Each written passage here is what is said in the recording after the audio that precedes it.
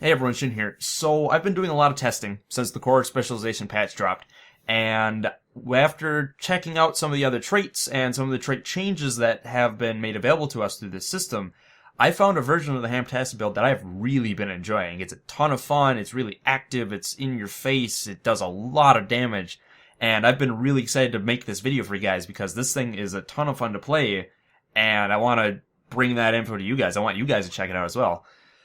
So, without further ado, here is the 5.0 version of the HAMtastic build. Alright, now starting out with utilities, as far as what's not different, it still uses Healing Signet, Balance Stance, and Endure Pain.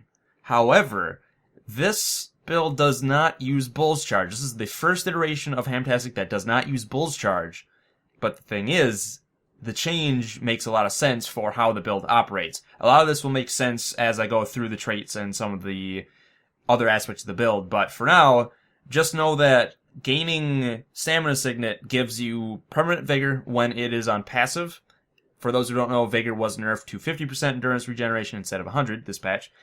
And when you activate it, it gives you a full Connie clear. It will remove every single condition on you when you use it. And as far as the other change for utilities, this version goes back to using Signet or Rage. Most of the iterations of the build have used Signet or Rage. The 4.0 and the 4.1 do use Rampage, even though the 4.0 video still had Signet Rage on there. They were both viable for that build, it's fine.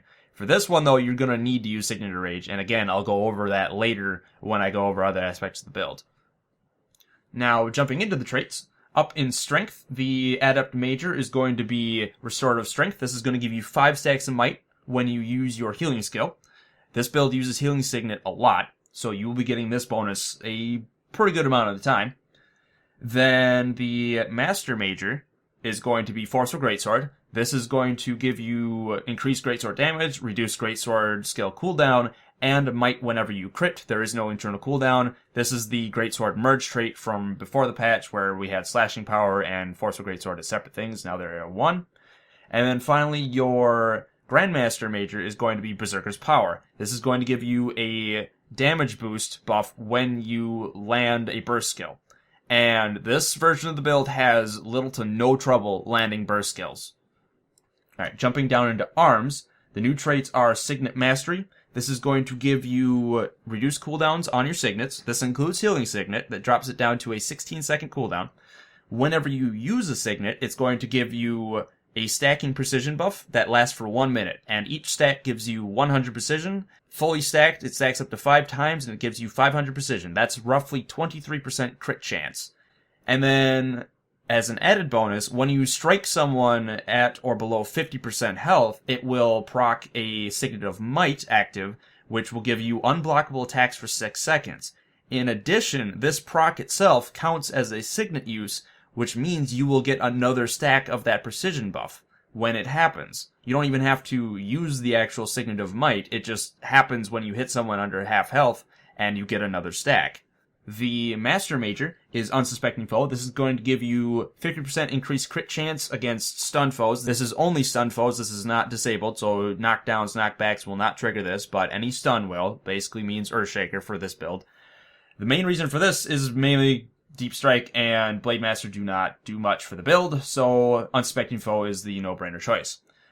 And then finally, the Grandmaster Major is going to be Burst Precision. This means all of your burst skills have a guaranteed critical strike chance, meaning every time you use Arcing Slice and Earthshaker, they will crit on every target you hit with them. This is chosen, one, because it's just a very nice trait to have for this build, because crit is important and you want to hit for big numbers, and also because the other two traits don't really do anything for the build. They're both condition or one-handed focused. Down in Discipline, you're going to be taking Warrior Sprint for your Adept Major. This is going to give you increased movement speed passively, and also it's going to cause all of your mobility skills to break immobilize. This includes Whirlwind Attack and Rush on the Greatsword, and Earthshaker on the Hammer. This is going to make up for the fact that the build no longer has Dogged March, which means it's no longer snare immune in World v. World, and you have increased durations in PvP.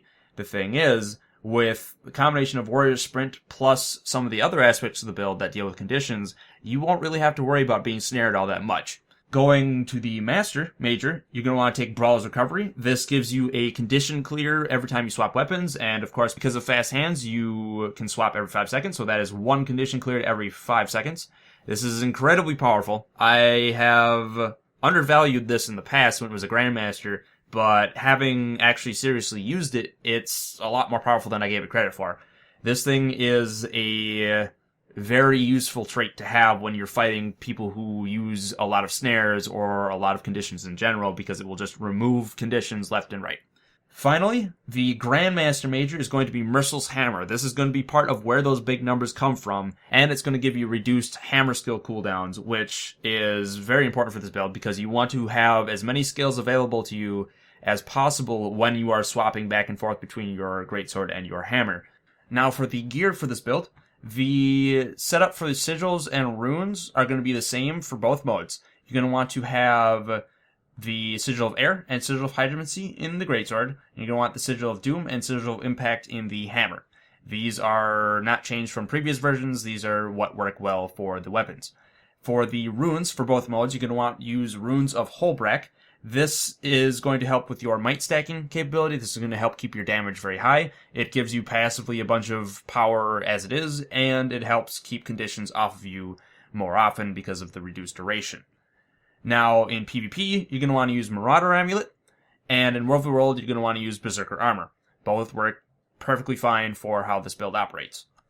Now, I know there are some of you that think I'm absolutely crazy for having all of this crit in a build, and having a lot of it go overboard in certain situations, like such as with Unsuspecting Foe on stun targets when you already have 97% crit chance, and the various ridiculousness that can cause. The main reason I have it at a high crit chance rate is because I want to have as much might stacking as possible. I want every possible hit to be critting, and in general, I want to have as many big numbers flying out as possible.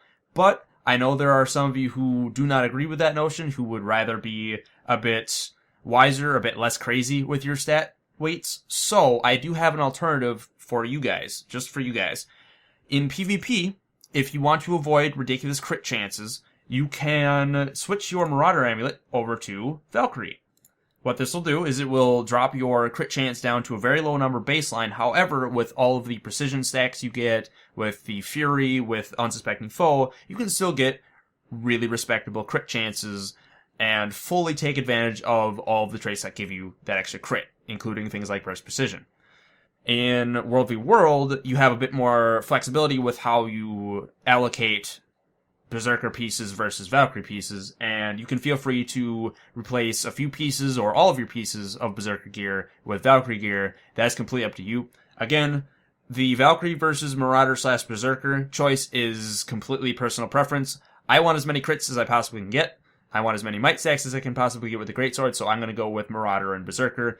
If you feel that the loss of might stacks from not critting as much is acceptable and you want the more health, feel free to do that as well. Either option is fine and viable. I have tested it with both. They both work just fine, but I prefer more damage, so I'm going to go with Marauder and Berserker.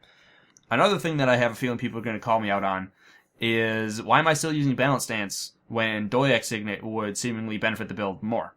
I've got a few reasons for this. One, the shorter cooldown does matter. 8 seconds is still a lot of time to be without a stun break, and this build needs to be able to get out of stuns as much as possible, because if it gets stunned and it can't break out, it may as well be dead, because it is very, very glassy.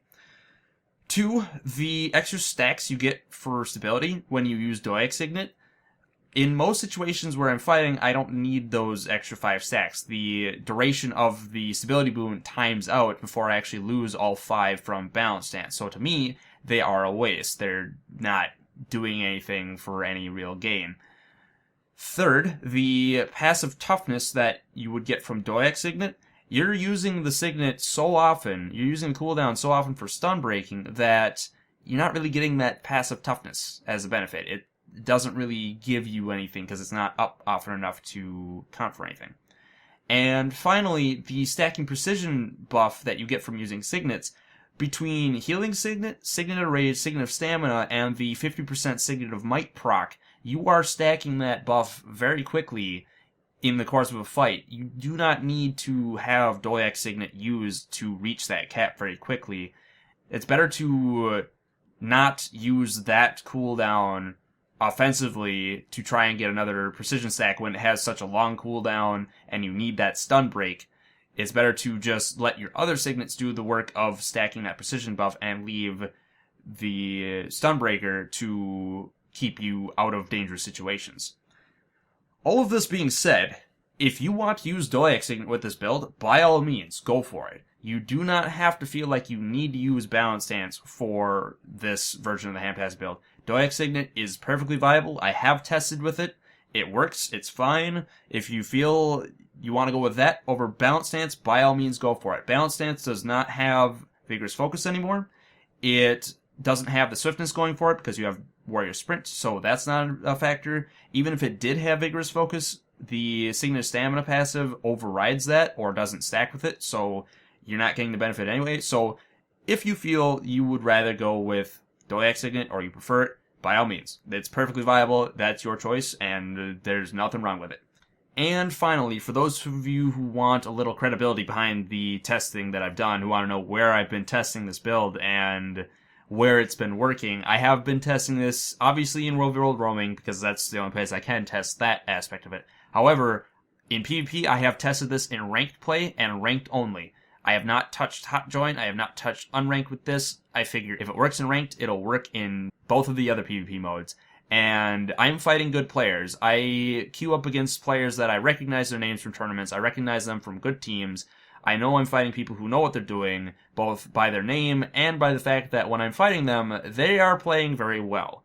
So, as far as that goes, as far as the viability of the build against skilled players, it is viable in high-tier PvP, provided you are playing the build well. Because if you don't use your signets properly, if you do not use your stun breaks properly, if you do not take advantage of the fact that you can dodge more often, if you do not take advantage of endure pain, if you do not take advantage of sticking to targets and keeping resistance up to prevent yourself from blinds and snares and things that would keep you from killing your target, if you don't do any of those things, you will die very quickly with the build. This is not an easy to play build at all. You do need to be on top of your game. You do need to be able to recognize tells and recognize danger quickly, otherwise you will die a lot with this build. The Valkyrie variant will keep you alive a bit longer, but again, you will not be able to crit as much, you will not be able to put out as much damage. So that is an option for those who are maybe a bit worried about that aspect, but either way, this version is nowhere near as easy to play as even some of the previous iterations of the build.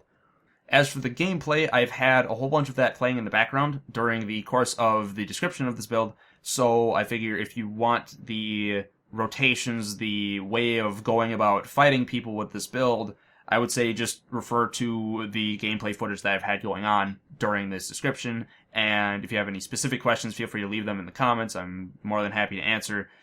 So with that, that is the HAMtastic 5.0 for you guys. Hopefully those of you who decide to try it and maybe mess around with it a little bit to your liking will really enjoy it. I've been having a lot of fun with it. If you think I'm absolutely crazy and you want to have some of the safety nets that the 4.0, 4.1 build has for you, I did make the update for the 4.0. The 4.1 build video is up right now, so feel free to go check that out. That is as close to the pre-patch version of the build that I could get, so feel free to check that out if you're interested in that more than this one.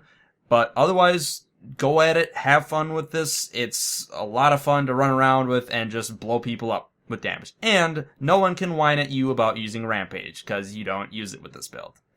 So with that, hopefully you guys enjoyed the video, and I will see you around the stream or in the next video. Take care, everyone.